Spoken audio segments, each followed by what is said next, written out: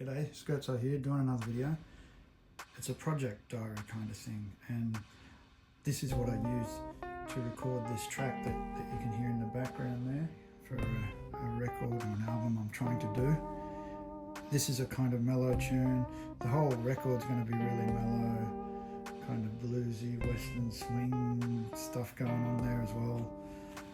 It's going to be a bit of fun. So I use this Tysco old lap steel here, 2 necks. I only use this neck for this one, which I tuned to C6, and I played the main rhythm track with that on the neck pickup of it.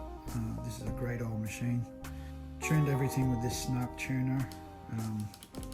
Works well enough. It's a tuner. I use the clean here to record the drums. Now I programmed the drums on this guy, which is a new thing that I got, which is pretty neat for sequencing and stuff, and a little bit of sound design.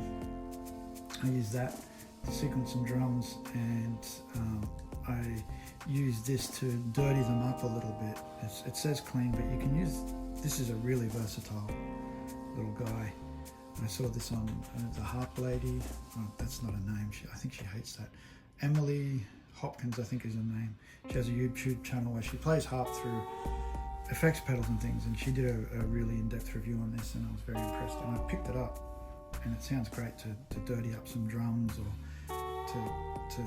to compress. It can just be a compressor if you want. It can do lots of things. So I use that, and the drums were then recorded onto the OP1 field, and I used the mother reverb on that to get a bit of the gated reverb sound going, and all of that was then recorded via this guy onto this guy here, kind of like a multi-track recorder, because I wanted to do it off the computer as much as possible to actually make me play stuff instead of going through and pulling bits out and editing things together. So everything except for one of the guitar tracks, or 2 of the guitar tracks, was done on that. I didn't use any amps for this one. I used this IR pedal, which, because I'm doing it at night, my kids are asleep. I can't plug in the old dual showman and line it up like you'd want to. So I use this with the reverb running through the effects loop of it, and then recorded straight into this again for the guitars, except for one of the tracks, which I did actually on the computer because I was in a hurry. What else have we got? There is a trumpet track on there. I used my son's trumpet and I sampled it onto this. Once again, playing at night with the kids asleep. You can't make a lot of noise, trumpet's very loud, so it was only going to be a backing part. So I gave this a go. It was a lot of fun, and I recorded that straight onto the computer as well, once I put the files from here onto there.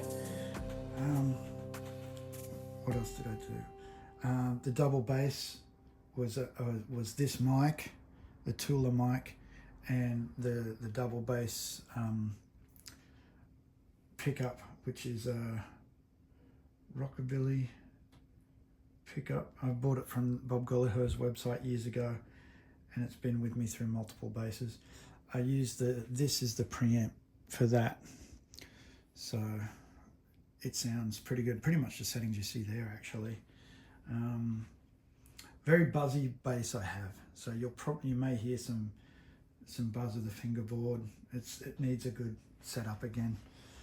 I'll get there when I get the money eventually. So I used those. I used, that's pretty much all the stuff I used. I did use the Melody Maker, Gibson Melody Maker for the actual electric guitar parts that weren't the lap steel or the console steel or whatever.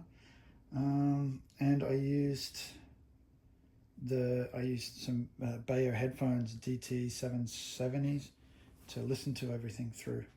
Okay, what we got here is my Stentor double bass, which I used to record the double bass part. with the custom kid stuffed toy to stop the little bit of cable rattling around at the bottom. It's a Stentor, so it's, you get what you pay for. This is what you get when you pay for a Stentor. It's okay. It's a good first time student instrument, even though I may be moving beyond it. But yeah, that's it there. Recorded with that little preamp, and that's the down there, that's the pickup jack output, and the foot for it is in here somewhere in there, the little piezo element. So that's all the stuff I used, all the artwork for the album myself, because I was a graphic artist in another life. Or let's not say that. I worked in an advertising agency. I wouldn't call myself a graphic artist. I worked in the dark room there, which I really loved, until it all went computerized. Okay, so this is the stuff I'm using for the artwork. So the photography I'm doing for it is shot on the old Mamiya C330 here. This is a great old medium format camera. As I said before, I worked in the darkroom. It was like my first real job in an ad agency, and they had these big rapidograph cameras that they use for enlarging and decreasing type and shots like this and so on. So I really enjoyed that work. And after I left it, I really got into this sort of stuff. So I use this camera for all the photography because it's analog, and it's got a nice grain to it. Sure, I could use my digital camera and shoot that way, but I just like this process. Aperture on this thing's stuck, but that doesn't bother me too much because I'm shooting high daylight using Ilford Ortho Plus 80 ISO, whatever you call it. So it's kind of a slower film for shooting in a lot of light. It's black and white, nice grain to it, looks really good. That's going to be the cover shot, I think, there. The project's going to be called Old Barney Shoehorn because when I was living in Korea, I used to pass this cobbler every day who had this little tiny custom built little shed at the side of the road. And I thought, well, let's call the record that. But anyway, so this is an old shoe last that my dad had from his garage sailing days. And it's now downstairs at my house. Keeps the doors open. I just thought it was a cool little visual. So yeah, I'll be taking a lot of picky wickies to do this over the coming year or so, using this stuff. Camera's pretty heavy, so I'll be mounting it on. I've got a ProMaster tripod. I think it's a Scout SC430 or something. Yep, it is. I'm actually shooting on it with my iPhone at the moment. That's what it says there. That's the stuff. The typography, I used Times New Roman typeface there and just drawing some some of that sort of stuff with a pen here, which on here it's corrugated iron brush from the industrial thing on Procreate.